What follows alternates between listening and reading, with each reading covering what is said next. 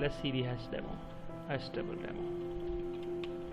Hash table demo. Next and finish. Any other? Let's create the main class. Hash main. Create the main method. Now here is the place. Hash table. I need hash table. It is searching. બધા package છે ને list કરશે auto completion માટે. hash table, right? So it resides in java.util. See, hash table no object બનાવો ને at the time of declaring objects only તમે જેની કી અને વેલ્યુની કી એન્ડ વેલ્યુનું જે કોમ્બિનેશન આવે એનું ટેમ્પલેટિંગ કરી શકો કે કી છે એની ડેટા ટાઈપ શું હશે, વેલ્યુ જે છે શું હશે. તો આ તમે જો આ રીતના ઇન્ટ એવું લખી શકો અને આ જે છે સ્ટ્રિંગ લખી શકો. પછી એના હેશ ટેબલના ઓબ્જેક્ટનું નામ આવે છે hash. hash is equal to new hash table, right? But what is the problem? Okay, અહીંયા આપણે એને લાસ્ટમાં વળી પાછું લખી નાખીએ int string, right? Is it okay? Let's do one best. ટેમ્પલેટિંગ નહીં કરો તો બી ચાલશે. You can skip the hash table icons, not main. Hash table. So let's see હવે એનો પ્રોબ્લેમ છે. અધરવાઇઝ આપણે ટેમ્પલેટિંગ જ કાઢી નાખીશું. વિધાઉટ ટેમ્પલેટ બી યુઝ કરી શકો. Still it has a problem. Let's see teacher.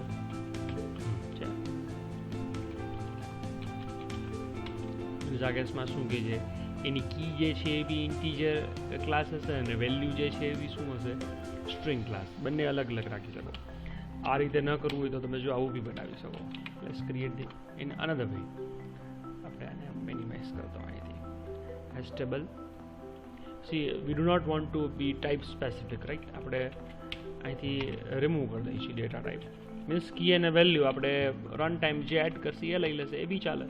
તમારે સ્પેસિફિક બનાવવું હોય કે આ જ ટાઈપની વેલ્યુ એની અંદર જોઈ છે તો બી ચાલે. hash table ડોટ જો પુટ આવે, પુટ છે key as an object and object key and object value. Means બંને જે છે એ ઓબ્જેક્ટ ટાઈપ હોવા જોઈએ, રાઈટ? લેસ આપણે જેવું વન આ રીતે કરીએ ને તો એ શું કરે એની કી જે છે ને એ સ્ટ્રિંગ કી જે છે એને એક્સેપ્ટ કરી લીધે અને વેલ્યુ લેસ છે રવિ આર ઓઝા. તો આ જે છે એનો પહેલો એલિમેન્ટ થયો. Let's add one more element. અહીંયા આપણે ટ્રુ કરી નાખીએ. અહીંયા હું થોડોક ફેરફાર કરી નાખું રવિ આર ઓઝા.com અને આગળ અહીંયા www મેં કરી નાખ્યું. So in this way I have added 2 elements in hash table. Let's say again હજી એક કરી નાખું. અહીંયા 3 નંબર. અહીંયા આવું કંઈક કરી નાખું Ravi R Ojha dot wordpress.com, right? તો 3 એલિમેન્ટ એટલે કે 3 કી એન્ડ વેલ્યુનું કોમ્બિનેશન જે છે એ મેં hash ટેબલમાં એડ કર્યું. Let's રિટ્રીવ them. system.out.println ઓબ્જેક્ટ 1 જે છે એને આપણે રિટ્રીવ કરીએ. તો ઓબ્જેક્ટ 1 એટલે શું? તો કે hash ડોટ આ તમારે ગેટ કરીને શું આવવું પડે એની કી આપવી પડે. તો કે પહેલી કી ઉપર જે છે મીન્સ પહેલા નંબરની જે કી છે એની વેલ્યુ આપણે રિટ્રીવ કરવી છે. Now let's run the application. Control F11 મેં કર્યું and this is object 1 VR also. Likewise you can change it like this www.raviarosa.com, then 3, then www.raviarosa. તો પછી સી ઓબ્જેક્ટ એવું લખી નાખો તો ચાલે ને. એ તો SOP-ની અંદર જે આપવું એ આપી શકો છો. It's up to you. So in this way you can add hash table ની અંદર કી એન્ડ વેલ્યુ અને એ બી બંને કેવી ઓબ્જેક્ટના ફોર્મની અંદર જ. મીન્સ બંને ઓબ્જેક્ટ ટાઈપ હોવા જોઈએ. Now we are going to add the objects of our user defined classes inside the hash table, and for that purpose we need to create the class first. So let's create the class. Let me add a new class here. let me name it student and finish it. Let me have my two member private string id, private string name. Okay, these are my two members. Now let me generate the getters and setters for these two private field. Source generate getters and setters. I want the getters and setters for both of the private fields. Right. Along with that, what I need is a constructor to define this student class object. Let's go to the source again and generate constructor using fields. બંને ફિલ્ડનો use કરીને constructor બનાવી નાખીએ. So we have a constructor, and finally what I more need is the toString method, so that next time when we are doing a concatenation operation or બીજી કોઈ જગ્યાએ આપણે as an object આ સ્ટુડન્ટનો object use કરતા હશે તેનું string representation આપણે મળી જશે. So now our class is ready. Student class is ready. It is ready to be used within the hash table. Let me close this one, right? So yesterday આપણે આ ત્રણ member જે છે કર્યા હતા, let me remove them. એની હવે કાંઈ જરૂર છે નહીં, right? So this is the hash table. Now let's add few objects. So પહેલા આપણે objects છે બનાવી લઈએ. Let's say student s1 is equal to new student. I need to give the id. Let me have the id 1 and the name. Let's say Ravi Musa, right? Then let's have one more object. આપણે 2 થી 3 student જે છે એના objects બનાવીએ, right? Musa Ravi. And one more object આપણે જે છે લઈ લઈ s3. Define s3 and s3. થોડુંક નામમાં ફેરફાર કરી નાખીએ આપણે. So now I have 3 objects of student class. એ બધા જ જે છે મારે કેની અંદર એડ કરવા છે? hash table ની અંદર. So hash table hash dot put. Now once you are putting it will ask for two things, the key and the value, right? Key જે છે એ આપણે શું આપશી? તો કે સ્ટુડન્ટ ક્લાસનો જે ઓબ્જેક્ટ છે એનું આઈડી છે એ આપણે આપવું છે. સો એઝ યુ નો કે આપણે સ્ટુડન્ટ ક્લાસ જે છે એની અંદર એક ગેટ આઈડી નામની મેથડ જે છે બનાવેલી છે અને એના માટેનો ઓબ્જેક્ટ ઓલરેડી આપણે અહીંયા બનાવેલો છે. તો this is the IDE for s1. તો જો આપણે આવું કંઈક કરી શકીએ, s1 dot get ID means this is going to be the ID, એટલે કે 1 નંબર જે છે એનું આઈડી થઈ ગયું. અને ખરેખર એ 1 નંબર છે એ છે શું, એની વેલ્યુ જે છે શું છે? So it is going to be s1. એટલે એની કી જે છે એના ઓબ્જેક્ટમાંથી જ આપણે લઈ લીધી અને ઓબ્જેક્ટ જે છે એને જ વેલ્યુ તરીકે હેશ ટેબલની અંદર એડ કરી દીધો. And this way we are going to add 3 objects, 2 and 3. So this is hastable.put s1.getId એટલે 1 અહીંયા આવશે અને s1 full object અહીંયા આવી ગયો. Next time again we are putting another object s2. તો s2 માટે થઈ ગયું and this is for s3. So 3 distinguished object જે છે આપણે hash table ની અંદર એડ કરી દીધા. Okay, let's try to print them. system.out.println. print એને પછી કરીએ, પહેલા એને get કરીએ આપણે. Let's retrieve them. Let's say student s is equal to hash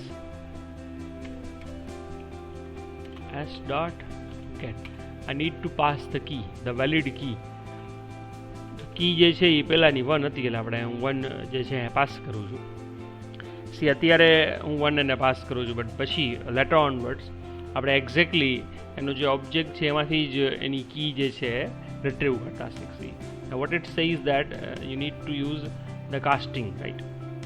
because તમે જ્યારે પુટ કરો છો એલિમેન્ટ હેશ ટેબલની અંદર એ સ્ટુડન્ટ ટાઈપના છે. Let's make it student.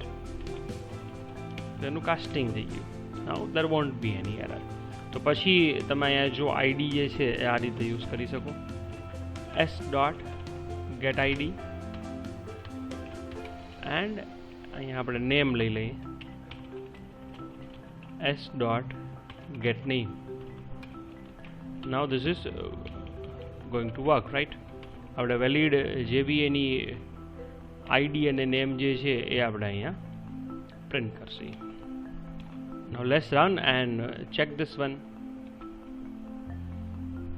Isn't it? The ID 1 and the one is Ravi Oza, right? So in this way we can fetch an individual element. But what if we want to go through each of the element which is inside the hash table? So enumeration is the way.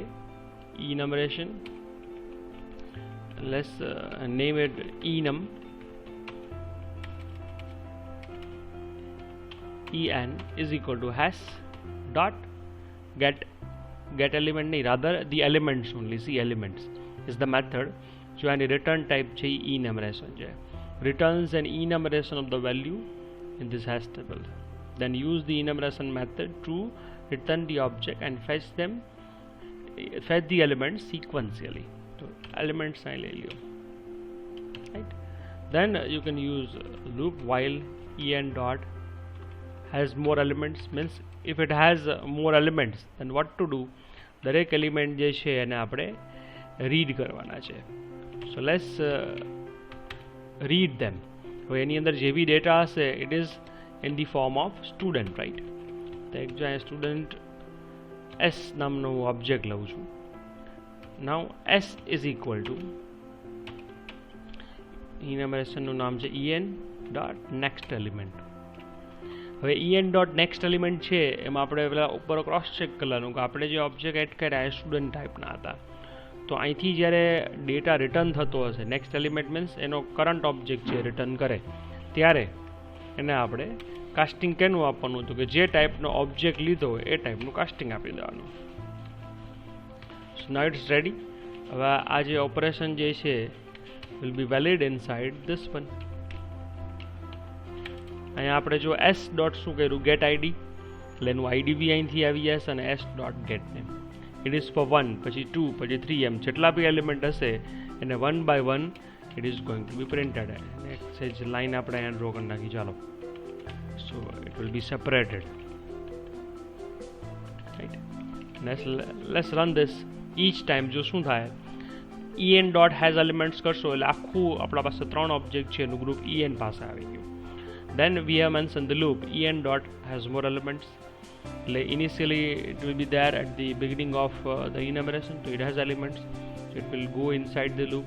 Then s is equal to student લખેલું છે. en dot next element.